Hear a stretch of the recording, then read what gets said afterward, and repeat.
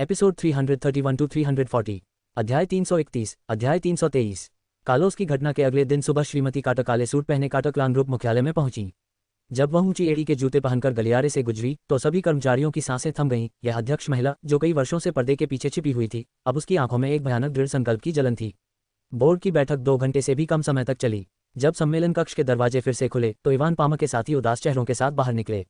श्रीमती काटो फर्श से छत तक की खिड़की के सामने खड़ी थीं और बक्से लेकर इमारत से बाहर निकलते समय उनकी पीठ पर नजर रख रही थी। उनकी निगाहें बर्फ की तरह ठंडी थीं। इस बीच काटो परिवार का विला असामान्य रूप से शांत था। मारिया, मैंने तुमसे कहा था मैं ठीक हूँ। एमिली पाकर ने आधा पका हुआ सूप नीचे रख दिया। चीनी मिट्टी का कटोरा चाय की मेज से टकराकर हल्की सी खनक पैदा कर रहा था। आप पहले से ही हाई स्कूल में सीनियर हैं, आपको छुट्टी लेने की कोई जरूरत नहीं है। सूरज की रोशनी पारदर्शी पर्दों से होकर उसके पीले चेहरे पर धब्बेदार परछाइयां डाल रही थी। शांत रहने के उसके प्रयासों के बावजूद उसकी हल्की सी कांपती पलकें उसके भीतर की उथल पुथल को उजागर कर रही थीं। भाभी, मेरी पढ़ाई में कोई कमी नहीं आई है। मारिया काटो ने मुस्कुराते हुए एमिली के पैरों को धीरे से कंबल से ढक दिया। कमरा एक क्षण के लिए शांत हो गया। मारिया ने एमिली के पेट को सहलाने के अनजाने हाव भाव को देखा। उसकी नाक अचानक झंझना उठी। भाई को अपने बच्चे का जन्म कभी देखने को नहीं मिलेगा। मैं तुम्हारे लिए एक गिलास दूध गर्म करके लाता हूँ। मारिया दौड़कर खड़ी हो गई। उसे डर था कि उसकी आंखों में आंसू दिख जाएंगे। इस परिवार में हर कोई अपने अपने तरीके से एक दूसरे का समर्थन कर रहा था। मारिया ने गहरी सांस ली और अपनी आंखों के कोने से नमी पोंछी। वह अपनी मां की मदद तो नहीं कर पाए, लेकिन कम से कम अपनी नंद के साथ मिलकर इस घर की रक्षा तो कर ही सकती थी। जब वह गर्म दूध लेकर लिविंग रूम में लौटी तो एमिली पहले ही सोफे पर सो चुकी थी। मारिया ने चुपचाप गिलास नीचे रख दिया और ध्यान से अपने ऊपर कंबल डाल लिया। खिड़की के बाहर शरद ऋतु की शुरुआती हवा गिरे हुए पत्तों के साथ घूम रही थी। अपनी सोती हुई भाभी को देखते हुए मारिया को अचानक समझ आ गया कि परिवार क्या होता है। न केवल रक्त संबंध, बल्कि वे लोग जो तूफान आने पर कंधे से कंधा मिलाकर खड़े होने का चुनाव करते हैं। मारिया ने धीरे से दरवाजा बंद कर दिया, क्योंकि वह एमिली को परेशान करने से डर रही थी, जो अभी सो गई थी। हॉलवे में बटलर तेजी से आया। वह चिंतित दिख रहा था। उसके माथे पर पसीने की बूंदें उभर रही थीं। मिस, बूढ़ा मालिक वापस आ गया है। बटलर ने अपनी आवाज़ धीमी कर ली। उसकी आंखें झपक रही थीं। मारिया की भौहें तुरंत सिकुड़ गईं। उसकी उंगलियां अनायास ही उसकी हथेली में धंस गईं। क्या माँ ने नहीं कहा था कि उसे दोबारा विला में कदम रखने से मना किया गया है?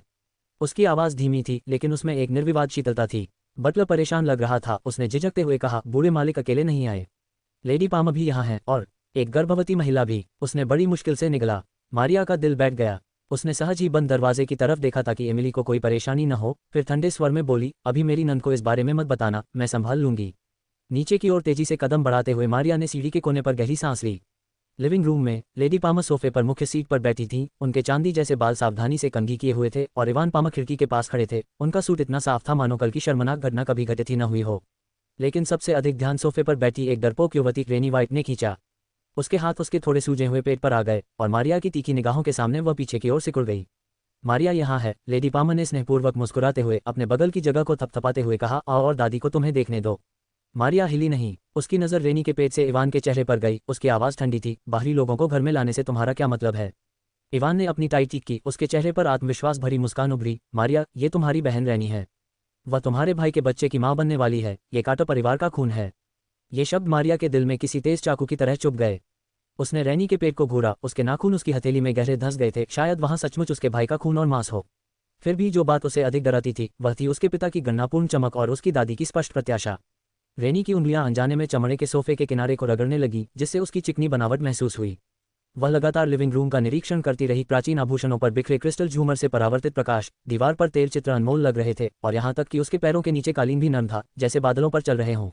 ये क्लाउड लेक विला है। वह मन ही मन चुपचाप बोल रही थी। उसका मुंह अनायास ही ऊपर की ओर मुड़ गया। वह हवेली जिसे वह केवल वित्तीय पत्रिकाओं में ही देख सकती थी, यहाँ विलासिता के मामले में उसकी कल्पना से कहीं अधिक थी।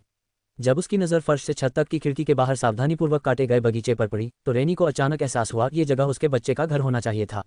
यह विचार उसके दिल में जंगल की आग की तरह फैल गया और उसके आगमन पर महसूस की गई घबराहट को जलाकर राख कर दिया। वह धीरे से बुदबुदाई। उसकी हथेलियां उसके थोड़े उभरे हुए पेट पर टिकी हुई थीं। उसकी पहले से झुकी हुई पीठ अनजाने में सीधी हो गई। उसकी आंखों में डर धीरे धीरे एक प्रकार की उत्कट चमक में बदल गया। इवान ने रेनी के परिवर्तन को गौर से देखा। वह धीरे से मुस्कुराया और जानबूझकर अपनी आवाज़ ऊंची कर ली, रेनी प्यारी, अब से ये तुम्हारा घर है। बच्चे के जन्म के बाद तुम पूर्व दिशा वाले कमरे में रह सकती हो, वहाँ सबसे अच्छी रोशनी है। रेनी की आंखें तुरंत चमक उठी और वह लगभग कल्पना कर सकी कि उसका बच्चा सुंदर छोटे कपड़े पहने हुए इस महल जैसे भवन में दौड़ रहा है और खेल रहा है। जो विलासिताएं कभी अप्राप्य लगती थीं, वे जल्द ही उसके बच्चे के लिए रोजमर्रा की वास्तविकता बन गईं। उसने शर्म का नाटक किया और अपना सिर नीचे कर लिया। मारिया ठंडे मन से ये दृश्य देख रही थी। उसके नाखून उसकी हथेली में गहरे धंसे हुए थे।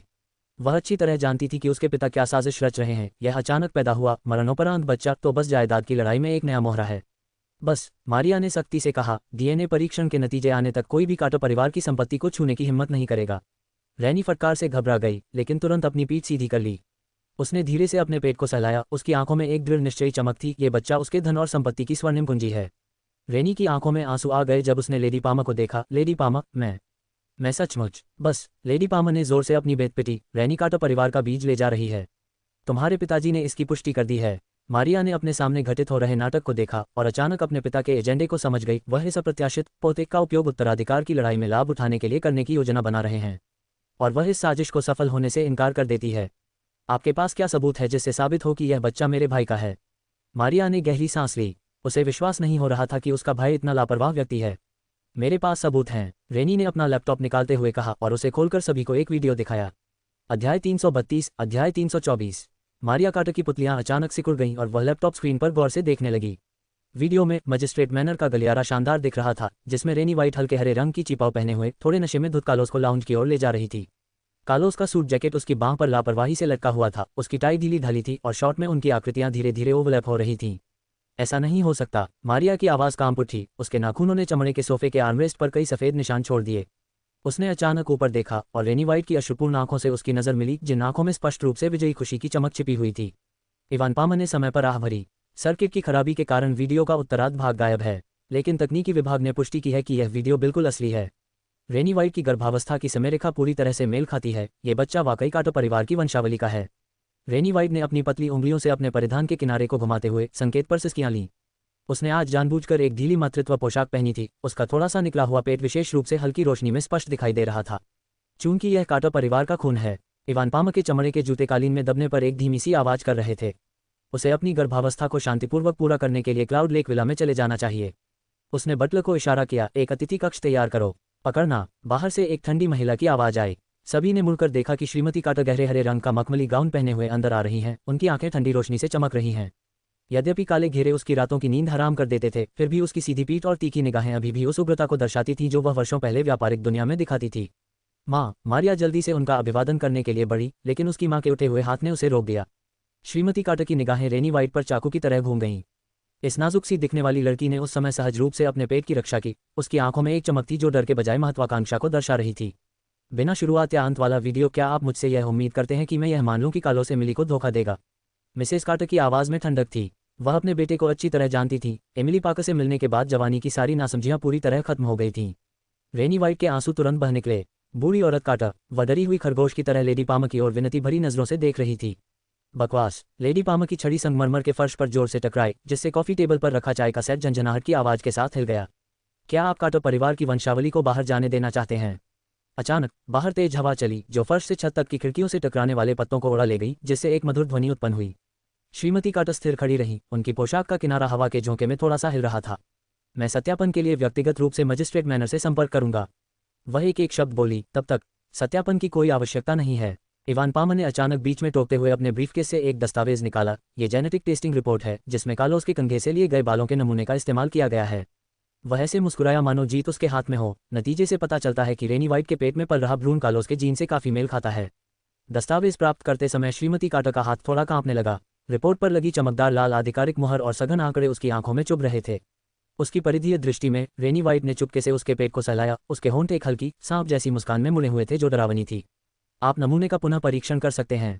इवान पामा ने अपनी हथकड़ी ठीक की। उसकी आवाज़ झूठी ईमानदारी से भरी हुई थी, लेकिन परिणाम वही होगा।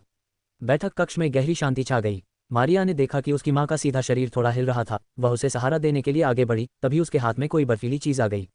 बाहर घने बादलों ने धीरे धीरे सूर्य की रोशनी को ढक दिया, जिससे पूरा बैठक कक्ष एक उदास छाया में डूब गया। रेनी वाइट ने इस अवसर का लाभ उठाते हुए लेडी पामा के करीब झुकने का प्रयास किया। उसकी उंगलियां अनजाने में चमड़े के सोफे को सहला रही थीं। जल्द ही ये सारी विलासिता उसकी हो जाएगी। उसने अपने लालच को छुपाने के लिए अपनी नजरें झुका लीं, फिर उसी दयनीय भाव से ऊपर देखा। सत्य का रक्षक। श्रीमती काटो का शरीर अचानक कांप उठा और परीक्षण रिपोर्ट चुपचाप उनके हाथ से फिसल गई। अपने बेटे को खोने का दर्द उसके दिल में चुभ रहे हजारों तीरों के समान था। अब अचानक ये रक्त संबंधी प्रमाण उसके खून बहते घावों पर नमक छिड़कने जैसा लगा। माँ। मारिया ने जल्दी से अपनी कांपती हुई माँ को सहारा दिया। उस युवा लड़की की आंखों में पहले जैसा आक्रोश नहीं था। इवान पामा, तुम हमें कब तक परेशान करते रहोगे? उसकी आवाज़ में सिसकियां थीं, फिर भी हर शब्द चाकू की तरह था। क्या माँ के साथ वर्षों का वैवाहिक स्नेह आपके लिए मायने नहीं रखता? इवान पामा ने अपनी टाई सीधी की, उनके चेहरे पर कोई भावना नहीं दिखी। फर्श से छत तक की खिड़कियों से होकर सूर्य की रोशनी उसकी स्पष्ट रूप से परिभाषित पार्श्व आकृति पर तो पड़ रही थी, लेकिन उसकी बर्फीली आंखों में प्रवेश नहीं कर पा रही थी। मैं तो बस कार्टर परिवार की वंशावली को बचा रहा हूँ। उसका स्वर भयानक रूप से शांत था, यहाँ तक कि उसके होठों पर भी जीत की आश्वस्त मुस्कान थी।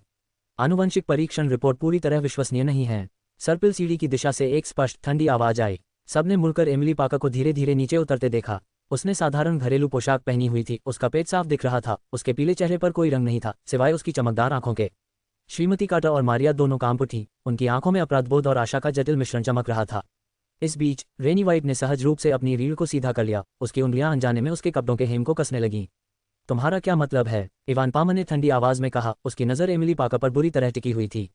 एमिली ने तुरंत जवाब नहीं दिया। वह श्रीमती कार्टर के पास गई, अपनी सास का ठंडा हाथ धीरे से पकड़ा, फिर इवान पामा की ओर मुड़ी। मेरा मतलब है कि उसे पहले जन्म देने दो। मारिया और श्रीमती कार्टर एक साथ स्तब्ध थीं और एमिली को अविश्वास से देख रही थीं।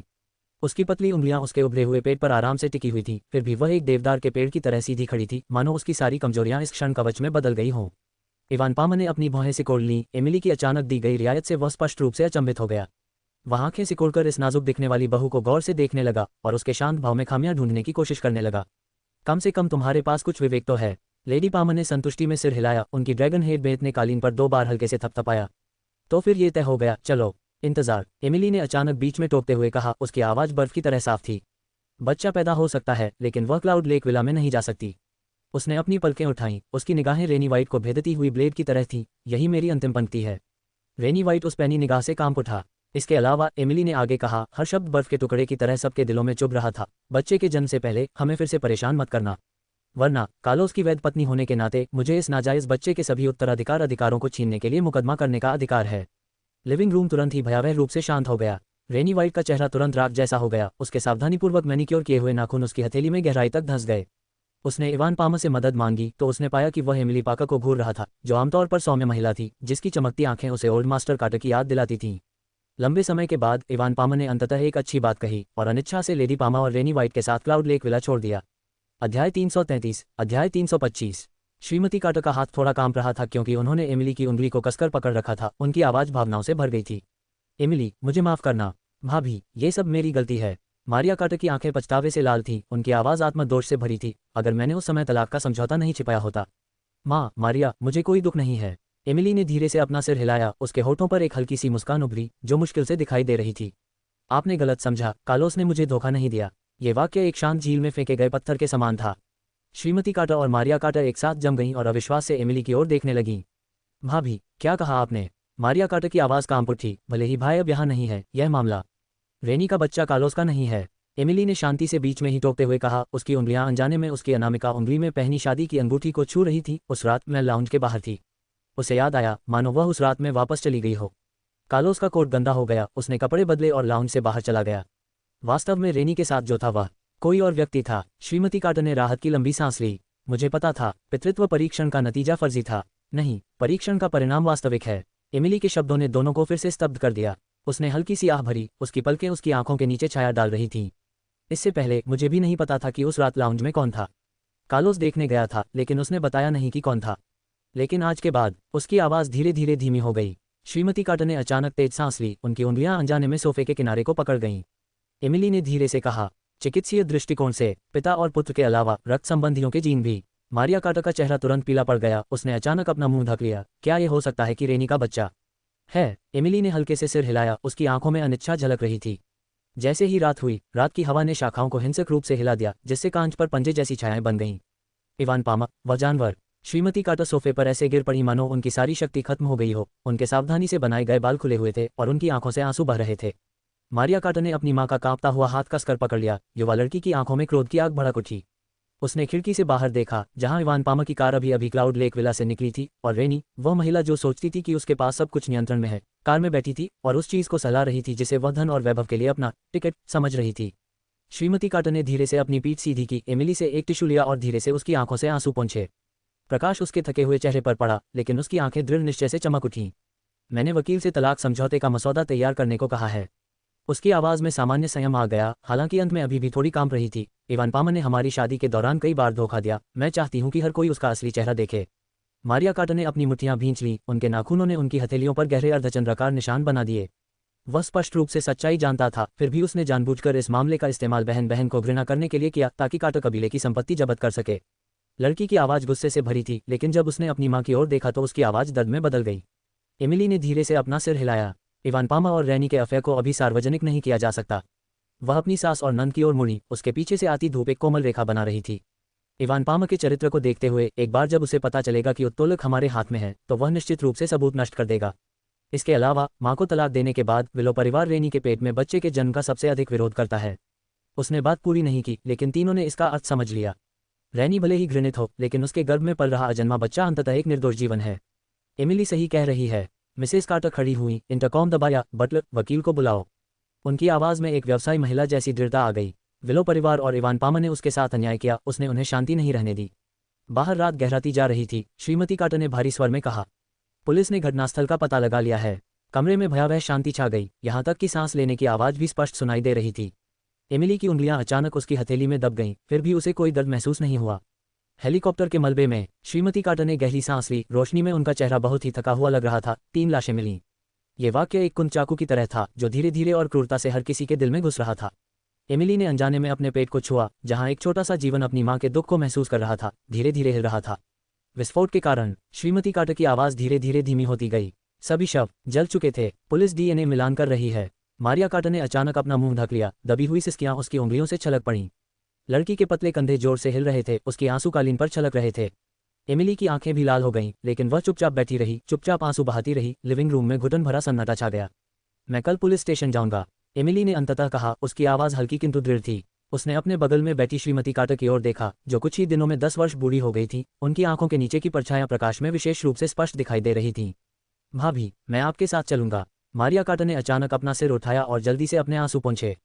एमिली का हाथ कसकर पकड़े हुए लड़की की सूजी हुई आंखों में जिद्दी रोशनी टिमटिमा रही थी। सुबह सुबह एमिली और मारिया कार्टर पुलिस स्टेशन के प्रवेश द्वार पर पहुंच चुकी थीं। सेड्रिक शॉ काफी देर से हॉल में इंतजार कर रहे थे। उन्हें देखते ही वह तुरंत उनके पास पहुंचे। सभी संबंधित प्रक्रियाएं पूरी हो चुकी हैं, बस डीएनए परीक्षण के परिणामों की प्रतीक्षा है।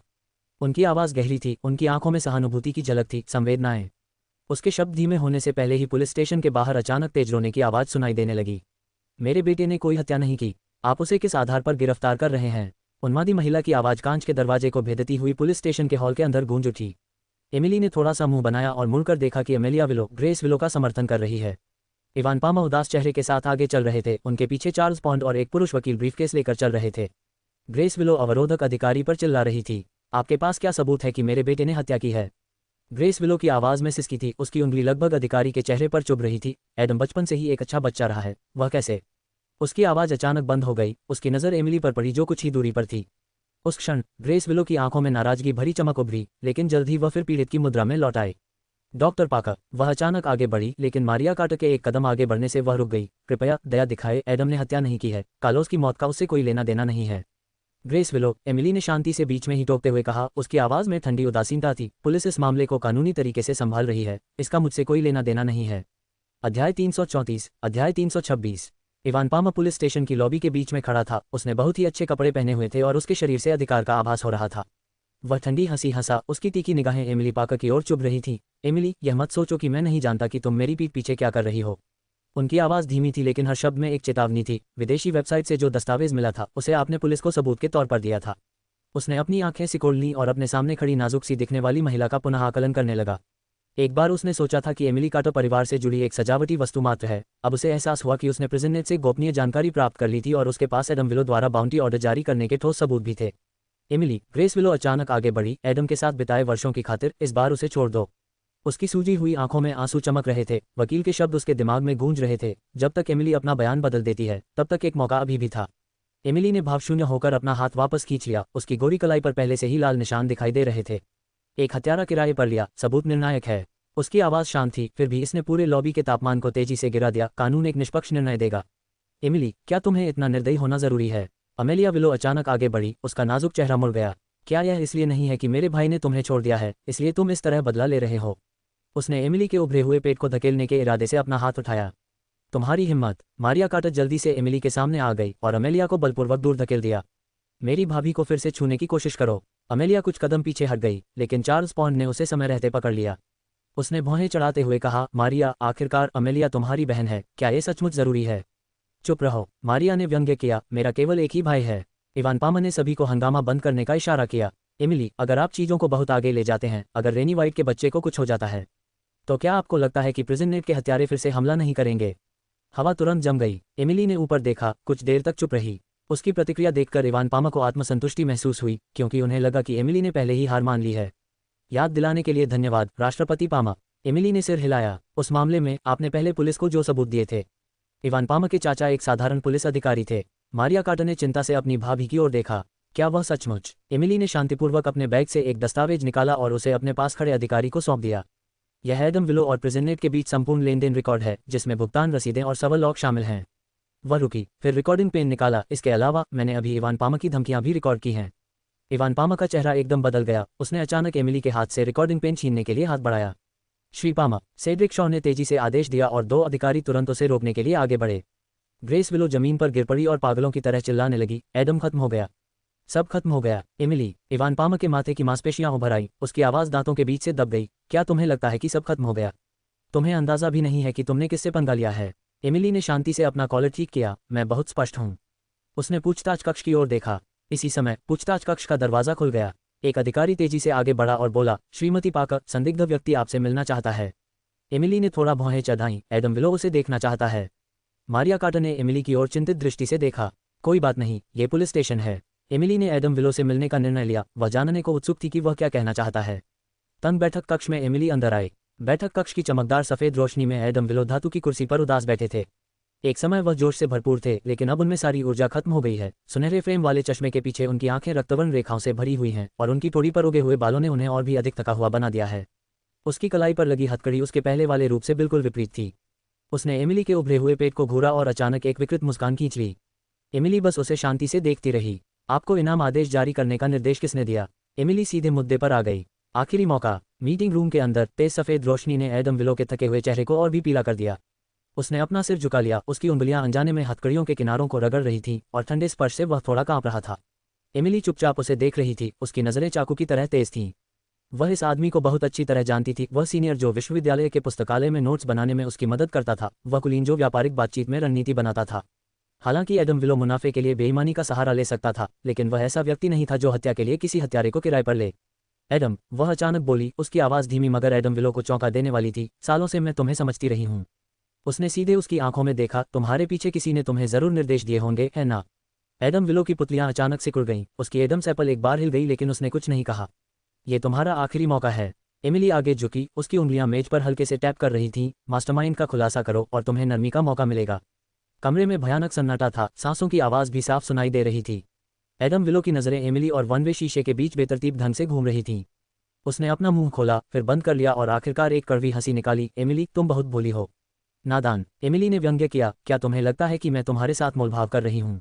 उसने अपने बैग से एक दस्तावेज निकाला और उसे आगे बढ़ाते हुए कहा, यह पुलिस के पास मौजूद सबूतों की पूरी श्रृंखला है, जिसमें प्रिजन नेट पर आपकी सारी गतिविधियां भी शामिल हैं। क्या आपको लगता है कि ब्राउजिंग रिकॉर्ड डिलीट करने से आप बेदाग हो गए हैं? एडम विलो का चेहरा तुरंत पीला पड़ गया। उसकी उंगलियां अनायास ही कांपने लगीं। वह दस्तावेज को इस तरह घूर रहा था मानो वह कोई राक्षसी जानवर हो। अब एमिली की आवाज़ अचानक नर्म पड़ गई। मुझे सच बताओ। मेरे लिए नहीं, बल्कि अपने लिए। एडम विलो के कंधे अचानक झुक गए, मानो उसकी सारी शक्ति खत्म हो गई हो। उसने अपना सिर नीचे कर लिया। उसकी आवाज़ मुश्किल से सुनाई दे रही थी। अगर मैं बोलूँगा तो वे मुझे मार देंगे। अगर तुम नहीं बोलोगे, एमिली ने शांति से कहा, कानून तुम्हें सजा देगा। लेकिन अगर तुम बोलोगे तो कम से कम पुलिस तुम्हारी रक्षा तो कर सकती है। बाहर सूरज की रोशनी पर्दे से छनकर आ रही थी, जिससे पर्दे के बीच धब्बेदार परछाइयां पड़ रही थीं। एडम विलो ने अपना सिर उठाया। आंखें संघर्ष से झपक रही थीं। जैसे ही वह बोलने ही वाला था, मीटिंग रूम का दरवाजा अचानक खटखटाया गया। 3 बार, धीमी लेकिन इतनी जोरदार कि एडम विलो का पूरा शरीर से हर उठा। उसकी आंखों की रोशनी तुरंत बुझ गई। समय खत्म हो गया है। वह कुर्सी पर वापस धंस गया और अपनी सुन्ना अभिव्यक्ति फिर से दोहराते हुए बोला, तुम्हें जाना चाहिए। एमिली ने उसे गहरी नज़र से देखा, फिर जाने के लिए उठ खड़ी हुई। जैसे ही दरवाज़ा उसके पीछे बंद हुआ, उसने एडम विलो की हल्की सी फुसफुसाहट सुनी, सावधान रहना। दरवाज़ा बंद हो गया, जिससे सारी आवाज़ बंद हो गई। दालान में एमिली दीवार के सहारे झुककर गहरी सांस ले रही थी। अचानक आगे से कदमों की आहट सुनाई दी। एमिली ने ऊपर देखा तो सोफी पाकर और चार्ल्स स्मिथ आ रहे थे। अध्याय 335, अध्याय 327। एमिली पाकर ने कभी नहीं सोचा था कि यहाँ सोफी पाकर और चार्ल्स स्मिथ से मुलाकात होगी। सोफी पाकर की आंखें अखरोट की तरह सूजी हुई थीं। जैसे ही उसने एमिली पाकर को देखा, उसका पूरा अस्तित्व जलते हुए बारूद के ढेर जैसा हो गया। वह चार्ल्स स्मिथ की पकड़ से आज़ाद हो गई। एमिली, तुम दुष्ट अग्रदूत हो। ये सब तुम्हारा दोष है। उसकी आवाज़ इतनी तीखी थी कि वह पुलिस स्टेशन के शीशे को चीरती हुई सी सुनाई दे रही थी। सोफी पाकर पागलपन की कगार पर थी, उसकी दुनिया ढह गई थी। एडम विलो को भविष्य का सबसे अमीर आदमी माना जाता था और वह प्रख्यात श्रीमती विलो बनने वाली थी। लेकिन अब सब कुछ नष्ट हो गया था। एडम विलो एक हत्यारा बन गया था और यह सब उसके सामने खड़ी उस औरत की वजह से हुआ। एमिली पाकर ने सोफी पाकर के उन्माद को नज़रअंदाज कर दिया। उसकी नज़र सोफी पाकर से आगे बढ़कर चार्ल्स स्मिथ पर पड़ी। यह आदमी एक शानदार सूट पहने हुए था, उसकी आंखों में हमेशा एक सौम्य मुस्कान रहती थी, फिर भी उसने एमिली पाकर की पीठ में सिहरन पैदा कर दी। पहली बार जब वे मिले तो उसे लगा कि यह व्यक्ति एक जहरीले सांप की तरह है जो किसी भी क्षण घातक हमला करने के लिए तैयार है। माफ करना, सोफी बहुत भावुक है। चार्ल्स स्मिथ ने विनम्रतापूर्वक सिर हिलाया और लड़खड़ाती सोफी पाकर को सहारा देने के लिए आगे बढ़े। जैसे ही वे एक दूसरे के पास से गुजरने वाले थे, एमिली पाकर अचानक बोल पड़ी, महासचिव स्मिथ, क्या हम पहले भी मिले हैं? चार्ल्स स्मिथ के कदम लगभग अदृश्य रूप से रुक गए। वह पलटा, उसके चेहरे पर अभी भी वही मुस्कान थी। मिस पाकर, आप मजाक कर रही हैं। हम एक दूसरे को नहीं जानते। उसकी आवाज़ कोमल और विनम्र थी, फिर भी उसकी निगाहें बर्फ की तरह ठंडी थीं। एमिली पाकर ने उसकी आंखों में देखा और अचानक मुस्कुराई, क्या ऐसा है? चार्ल्स स्मिथ की पुतलियां थोड़ी सिकुड़ी, लेकिन जल्दी ही सामान्य हो गईं। उन्होंने विनम्रता से सिर हिलाया और जाते समय अभी भी कोस रही सोफी पाकर का समर्थन किया। गलियारे में एमिली पाकर उनकी पीछे हत्ती पीठ को देख रही थी, उसकी उंगलियां अनजाने में उसके पेट को छू रही थीं। एडम विलो की अंतिम चेतावनी के बाद जेल का वह जाल धीरे धीरे सिमटता हुआ प्रतीत होने लगा। भाभी, मारिया कार्टर की चिंतित आवाज़ पीछे से आई, क्या आप ठीक हैं? एमिली पाकर ने अपनी नज़रें हटा लीं और धीरे से अपना सिर हिलाते हुए कहा, मैं ठीक हूँ। मारिया कार्टर पुलिस स्टेशन के गलियारे की खिड़की के पास खड़ी थी। कांच से होकर सूरज की रोशनी उसके पीले चेहरे पर पड़ रही थी, लेकिन उसकी आंखों की ठंडक दूर नहीं हो पा रही थी। उसकी उंगलियां उसकी कमीज के कोने को कसकर पकड़े हुए थीं, अंगुलियां सफ़ेद हो रही थीं, मानो ऐसा करने से वह किसी चीज़ को पकड़ सकती हो। मैं तो बस शव की पहचान करने गया था, वह धीरे से बोली। उसकी आवाज़ ऐसी लग रही थी जैसे वह बहुत दूर से बोल रही हो और उसमें हल्की सी कंपन थी। एमिली पाकर उसे चुपचाप देखती रही, उसे कोई जोर नहीं दिया। दोनों की सांसें फूलने लगी थीं। शरीर लगभग पहचानने लायक नहीं है। मारिया कार्टर ने गहरी सांस ली, उनकी छाती जोर से धड़क रही थी। हम केवल डीएनए परीक्षण पर ही भरोसा कर सकते हैं। उसकी आवाज़ अचानक रुंध गई, जले हुए शरीर की छवि फिर सामने आ गई। वह भाई कहाँ था जो कभी उत्साह से भरा हुआ था? उसने सहज ही एमिली पाकर की तरफ देखा। शुक्र है कि भाभी ने वह दृश्य नहीं देखा था। उसका भाई, जो बहुत घमंडी था, नहीं चाहेगा कि उसका सबसे प्रिय व्यक्ति खुद को ऐसी दयनीय स्थिति में देखे। पहचान रिपोर्ट आने में कुछ दिन लगेंगे। मारिया कार्टर ने खुद को उत्साहित करने के लिए एमिली पाकर का समर्थन करते हुए कहा, चलो पहले वापस चलते हैं। गलियारे के अंत में कई पुलिस अधिकारी एडम विलो को पूछताछ कक्ष की ओर ले जा रहे थे। जैसे ही वे आगे बढ़े, मारिया कार्टर ने अपने निचले होंठ को जोर से काट लिया और खुद को तेजी से आगे बढ़ने से रोक लिया। उसने महसूस किया कि एमिली पाकर का हाथ उसके हाथ को धीरे से दबा रहा था, गर्म और दृढ़।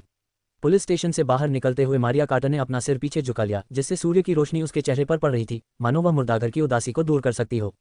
उसने चुपचाप अपने बगल में एमिली पाकर की ओर देखा। उसकी भाभी का शांत चेहरा सूर्य की रोशनी में विशेष रूप से दृढ़ दिखाई दे रहा था, लेकिन उनकी आंखें एक अथाह ठंडे पूल की तरह गहरी थीं।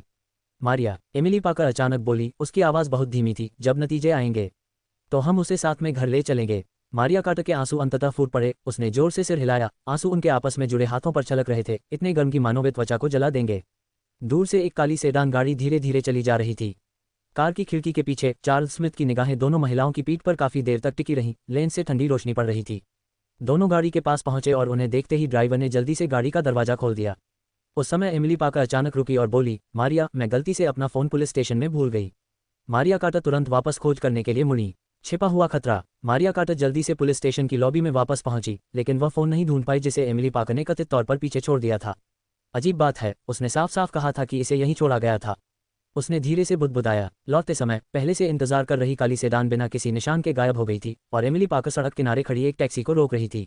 भाभी, वह हाँफते हुए दौड़ी, आपका फ़ोन तो पुलिस स्टेशन में छूटा ही नहीं। मुझे अभी पता चला कि फ़ोन कार में था। एमिली पाकर ने टैक्सी में बैठते हुए शांति से उत्तर दिया। ड्राइवर ने कहा कि टायर फट गया है और उसे ठीक करना होगा, चलो पहले वापस चलते हैं। टैक्सी धीरे धीरे पुलिस स्टेशन से दूर चली गई और पीछे की खिड़की से एमिली पाकर ने एक परिचित काले रंग की सेडान कार को कोने से धीरे धीरे निकलते देखा। बेवकूफ़, काली सेडान के अंदर चार्ल्स स्मिथ ने स्टीयरिंग व्हील को जोर से पटका। फ़ोन के दूसरे छोर पर मौजूद अधीनस्थ ने घबराहट में प्लान बी की विफलता की सूचना दी। एमिली पाकर देवता ओवन है, यदि आप कार के साथ छेड़छाड़ करते हैं तो वह तुरंत ही इसका पता लगा लेगी। वह गुर्राया, उसकी आवाज़ धीमी हो गई, उसकी गर्दन पर नसें उभर आईं। दूसरी ओर कुछ देर के लिए सन्नाटा छा गया, फिर एक सावधानी भरा सवाल पूछा गया, तो फिर क्या हमें जेल के वेब पर ऑर्डर देना चाहिए? उससे छुटकारा पाओ, चुप रहो। चार्ल्स स्मिथ ने कठोरता से बीच में ही टोकते हुए कहा, जेल का जाल हाल ही में हैक कर लिया गया है, इस समय वहाँ व्यापार करना असंभव है। उसकी निगाहें भयावह हो गईं। वह जाती हुई टैक्सी को देख रहा था। उस पर नजर रखना, मेरे आदेश की प्रतीक्षा करना। उसने फ़ोन रख दिया, गहरी सांस ली और खुद को शांत करने की कोशिश की। उसने दूसरा फ़ोन निकाला और एक ऐसा नंबर डायल किया जिस पर कभी कभार ही संपर्क होता था। यह मैं हूँ। उसकी आवाज़ में सामान्य स्थिरता लौट आई थी। योजनाएं बदल गई हैं, मुझे चाहिए कि आप व्यक्तिगत रूप से कार्य करें। 5 मिलियन, एमिली पाकर और उसकी माँ को इस दुनिया से हमेशा के लिए गायब कर दें। लेकिन जल्द ही चार्ल्स स्मिथ की अभिव्यक्ति बदल गई। क्यों? क्या ये पर्याप्त पैसा नहीं है? मैं कीमत बढ़ा सकता हूँ। कोई एमिली पाकर की रक्षा कर रहा है। अगर उसे कुछ हो गया तो तुम और मैं दोनों बर्बाद हो जाओगे। इसके अलावा आपने जो भी पहले किया है वह मुख्य अधिकारी के सामने उजागर हो जाएगा। एपी से एक ठंडी यांत्रिक आवाज आ रही थी जो पुरुष या महिला की नहीं थी। कौन है भाई? उसे अतीत के बारे में कैसे पता? क्या तुम्हें पता है? क्या आपकी जेल वेब गोपनीयता पर गर्व नहीं करती? आप ग्राहकों की गोपनीयता लीक कर रहे हैं। चार्ल्स स्मिथ ने गुस्से से पूछा। कोई टिप्पणी नहीं, और हाँ, अपनी भाषा पर भी ध्यान रखना। अगर इस बार तुम न होते तो हमारा हैकिंग नहीं होता। क्या तुम्हें अंदाजा है कि पिछले कुछ दिनों में हमने कितना कुछ खोया है? दूसरे पक्ष का स्वर असंतोष से भरा था। एक लंबे विराम के बाद चार्ल्स स्मिथ ने उदास होकर फोन रख दिया। उसने कभी नहीं सोचा था कि एमिली पाकर से निपटना इतना मुश्किल होगा। अगर उसे पता होता तो वह उसे शुरू से ही मार देता। अध्याय 336, अध्याय 328। सुबह की धूप प्लेन वृक्ष के पत्तों से छनकर आ रही थी, जिससे छोटे क्लिनिक के सामने धब्बेदार परछाइयां पड़ रही थीं। जब एमिली पाकर क्लिनिक के दरवाजे पर पहुंची तो उसने वहां एक परिचित व्यक्ति को खड़ा देखा। आप यहाँ हैं, अंकल मेसन। उसकी आवाज़ बहुत धीमी थी, मानो सुबह की शांति भंग होने से डर रही हो। क्लिनिक के दरवाजे पर खड़ा अधेड़ उम्र का आदमी आवाज़ सुनकर पीछे मुड़ा। अंकल मेसन ने एक वक्त जैकेट पहन रखी थी जो आज हल्के नीले रंग में बदल गई थी, और एमिली पाकर को देखकर वे स्पष्ट रूप से रुक गए। डॉक्टर पाकर, उसकी थकी आंखों में दर्द की एक झलक उभरी। मैंने तुम्हारे परिवार के बारे में सुना था। मुझे लगा था कि तुम आज नहीं आओगे, लेकिन फिर भी। वह उसके बारे में कुछ चिंतित था और अनजाने में उसने ड्राइवर से कार यहाँ लाने को कहा। जब से वे डॉक्टर पाकर से मिले हैं, क्लिनिक में बिताया गया समय उनके लिए सबसे अधिक आरामदायक रहा है। एमिली पाकर ने क्लिनिक का कांच का दरवाजा खोला और उसे कीटाणुनाशक की गंध महसूस हुई। मेरा परिवार चाहता है कि मैं आराम करूं। उसकी आवाज़ में घबराहट भरी शांति थी, लेकिन मुझे लगता है कुछ करने को होना थोड़ा बेहतर है। जब उसने आखिरी शब्द कहा तो उसकी आवाज़ अचानक भर्रा गई। क्लाउड लेक विला में पिछले कुछ दिनों से वह हमेशा अपनी पीठ सीधी रखती थी और श्रीमती काटा और मारिया के सामने मजबूत होने का दिखावा करती थी। लेकिन अब इस साधारण क्लिनिक में एक मरीज के साथ हुई इस आकस्मिक मुलाकात के सामने वे सारे दिखावे अचानक ही ध्वस्त हो गए। अंकल मेसन ने अपने खुरदुरे हाथ से उसके कंधे को धीरे से थपथपाया, मानो वह अपनी बेटी के साथ सावधानी से व्यवहार कर रहे हों। उन्होंने उसे परीक्षा कुर्सी पर बैठने में मदद की और सूरज की रोशनी कांच से होकर उसके पीले चेहरे पर नाजुक छाया डाल रही थी। मैं बहुत भैया हूँ। एमिली पाकर ने अपना सिर नीचे कर लिया, अपने सफ़ेद कोट के कोने से छेड़छाड़ करते हुए। उसकी आवाज़ इतनी धीमी थी कि लगभग सुनाई नहीं दे रही थी। मेरी उससे शादी को 1 साल से भी कम समय हुआ है। भावनाएं इतनी गहरी नहीं हैं। ऐसा लग रहा था जैसे ये वाक्य अंकल मेसन के लिए था, लेकिन यह वाक्य खुद को सांत्वना देने का भी एक साधन था। अंकल मेसन की नज़र उसके सूजे हुए पेट पर पड़ी और अनजाने में उनकी भौहें सिकुड़ गईं। हालांकि वह डॉक्टर पाकर को ज्यादा समय से नहीं जानता था, फिर भी वह जानता था कि वह एक अडिग औरत है। ये गुण जितना प्रबल होगा, उसके लिए अपनी आंतरिक पीड़ा व्यक्त करना उतना ही कठिन होगा। बच्चा, अंकल मेसन ने आह भरते हुए अपनी जेब से एक पुराना स्मार्टफोन निकाला और स्क्रीन को बेधगे ढंग से स्वाइप किया। अगर आपको बुरा लग रहा है तो कह दीजिए। एमिली पाकर ने ऊपर देखा। बूढ़े आदमी को फोन स्क्रीन पर गौर से देखते हुए उसके होठों पर अनजाने में एक हल्की कड़वी मुस्कान आ गई। अंकल मेसन स्पष्टतः ऑनलाइन खोज कर रहे थे कि किसी को सांत्वना कैसे दी जाए, और इस खोज ने उनके दिल को खुश कर दिया। जब मैं युवा था, अंकल मेसन अचानक बोले। उनकी आवाज़ में एक अपरिचित सौम्यता थी। मेरा भी एक गहरा यादगार रिश्ता था। वह बाहर लगे प्लेन वृक्ष को देखता रहा। उसकी नज़रें दूर की ओर मुड़ गईं। सूरज की रोशनी उसके भारी झुर्रियों वाले चेहरे पर चमक रही थी। समय के खांचे अनगिनत अनकही कहानियों से भरे हुए प्रतीत हो रहे थे। हमारी शादी लगभग हो ही गई थी। अंकल मेसन ने आह भरी। लेकिन कुछ गलतफहमियों के कारण जब मुझे इसका एहसास हुआ और मैं उसे ढूंढने गया। उसकी आवाज़ अचानक बंद हो गई। उसका सिर कुछ बार हिला। क्लिनिक इतना शांत था कि आप घड़ी की टिक टिक सुन सकते थे। मैं किसी प्रियजन को खोने का दर्द समझता हूँ। ये वाक्य एक चाबी की तरह था जिसने एमिली पाकर के कसकर बंद दिल को अचानक खोल दिया। उसने अपना सिर नीचे कर लिया। एक आंसू चुपचाप उसके हाथ पर गिर रहा था। वह स्तब्ध होकर अपने हाथ को देख रही थी। उसे याद आ रहा था कि आखिरी बार वह तब रोई थी जब उसकी माँ का निधन हुआ था। क्या तुम्हें इसका अफसोस है? उसने धीरे से पूछा। अंकल मेसन रुक गए। मैंने खुद से यह सवाल अनगिनत बार पूछा है। वह घूमा। उसकी निगाहें शांत और दृढ़ थीं, और जवाब हमेशा एक ही रहा है, मुझे इसका कोई अफसोस नहीं है।